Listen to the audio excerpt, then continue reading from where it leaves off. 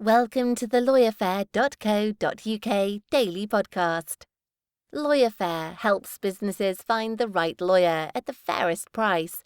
But on this podcast, we just chew the fat with some great guests. Daily business podcast. And this morning I have a fantastic guest in Professor Moira Clark. Welcome, Moira.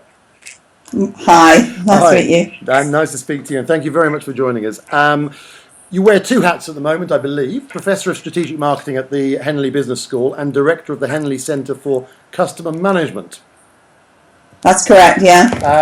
Now, one of the reasons that I've got in touch with Moira actually is two reasons, two links here. One is that we had a podcast with James Walker at Resolver a few weeks ago, and Resolver, award-winning company, and have worked with Moira in terms of measuring service quality, which we shall come to later. And also, Moira and I, in the dim and distant past, Moira was at Cranfield, where I did my MBA. So when I found out that you'd been involved with Resolver, I was particularly excited about getting you onto the broadcast. But just a little background, Moira, about what you do and what the centre does. Yeah, basically I'm director of the Henley Centre for Customer Management, which is a consortium of companies who are interested in leading edge best practice in customer management. At the start of the year, they tell us what keeps them awake at night, what are the challenges that they're facing.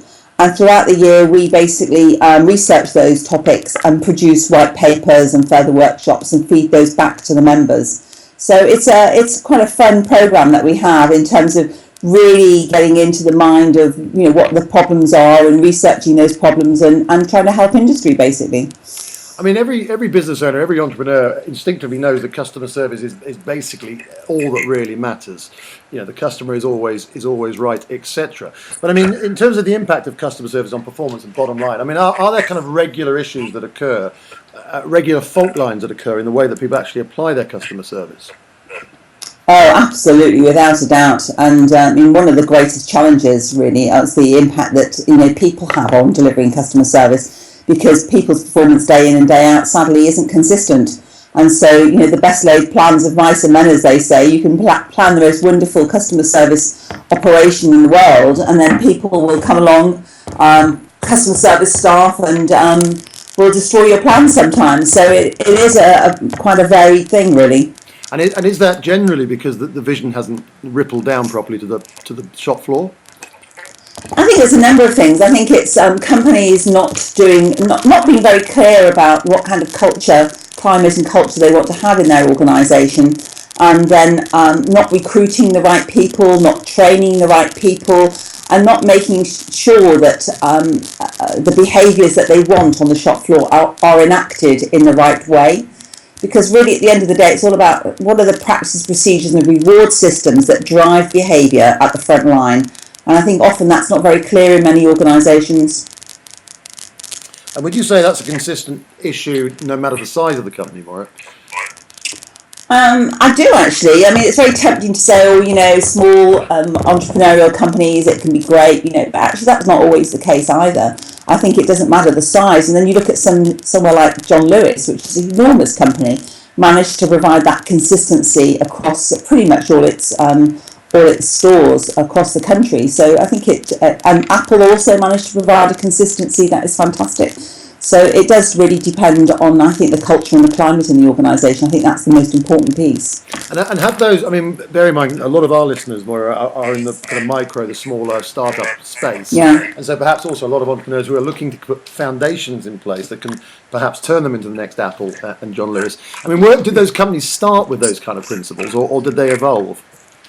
Well, it sounds a bit old-fashioned in some ways, but I still believe in it passionately. I think you've got to be clear about what the values are that you want as an organisation.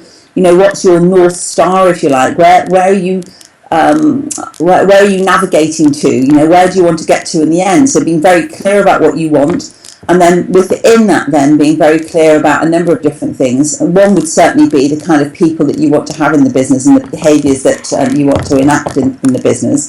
That's certainly number one. Number two, making sure that you have really great client insight, really understanding your clients almost better than they understand themselves, and making sure you get that insight into their business, if you like.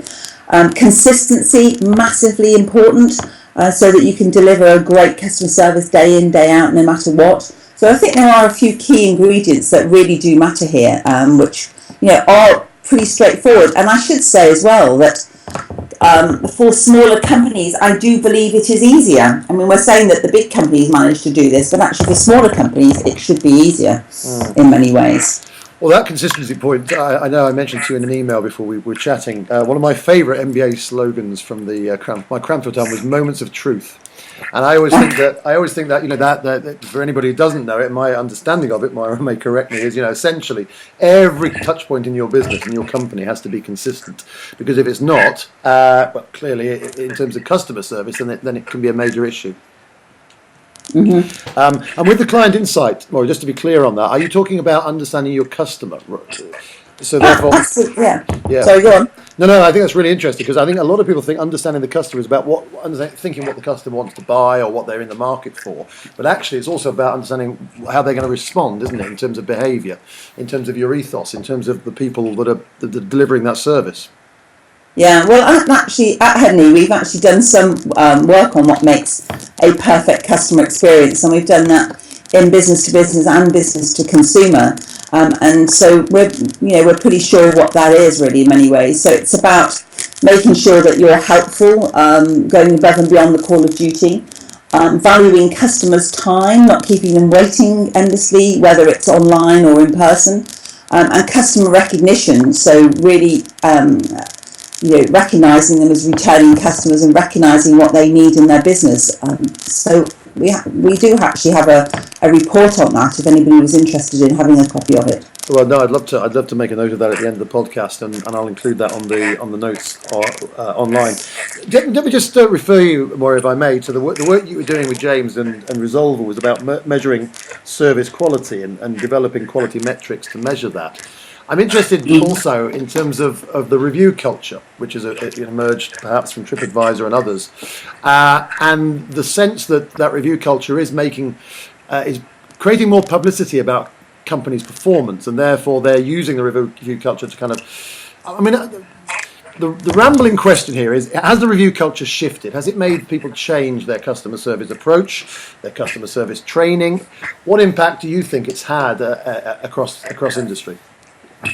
So do you mean from the supply point of view or from the customer point of view? Well, I guess both sides really. I mean, I come from it from the legal and professional services angle, where I actually think reviews have limited value. If you're a business owner, the review of a lawyer, frankly, if you're reviewing a lawyer the day after they've done a document, it may actually not have a huge amount of value if that document is poorly drafted. So in terms of legal and professional services, I think reviews have very limited value. But in terms of the wider market, everybody now, whether you're booking a hotel or a restaurant or car hire, you almost first go to the reviews, and therefore it's clearly shaping the buying behaviour.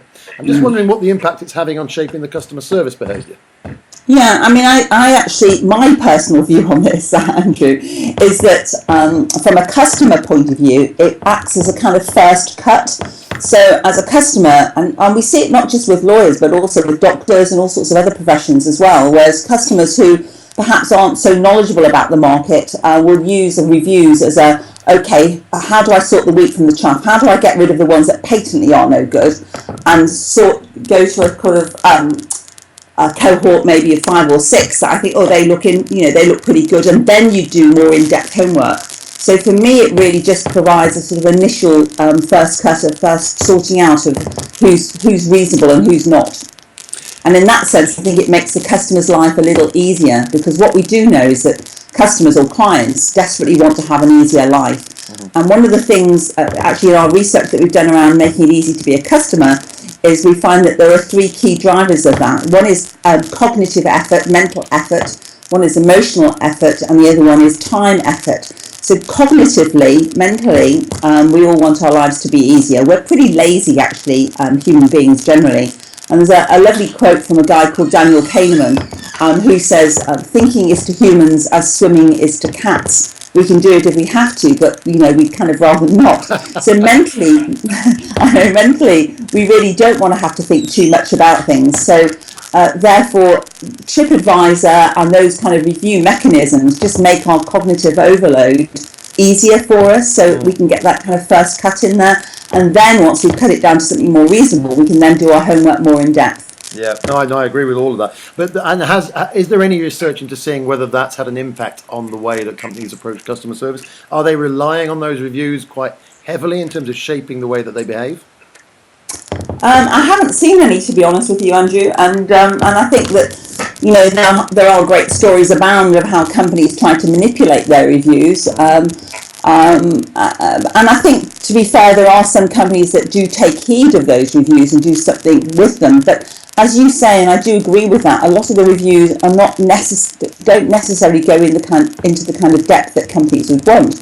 But if there is a consistent message coming through from the reviews, such as, funny enough, I did one this morning actually for a mobile phone company, and the problem, the questions on did I get just a few simple questions about what the service was like, and actually the service was absolutely dreadful. Now, and why? Because I couldn't get through on the telephones.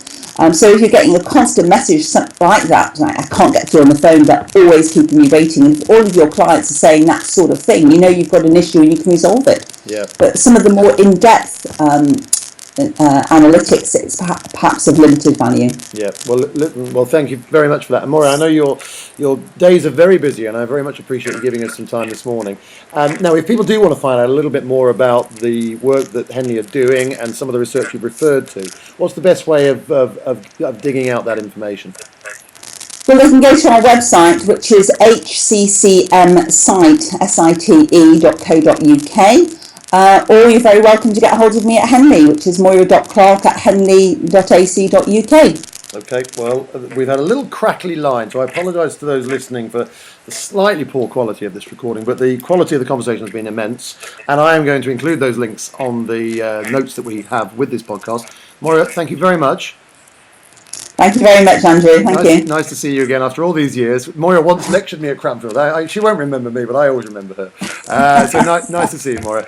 That was the LawyerFair Daily Business Podcast. There will be more tomorrow on hopefully a slightly less crackly line. Thank you for listening. Thanks for listening to the LawyerFair.co.uk Daily Podcast.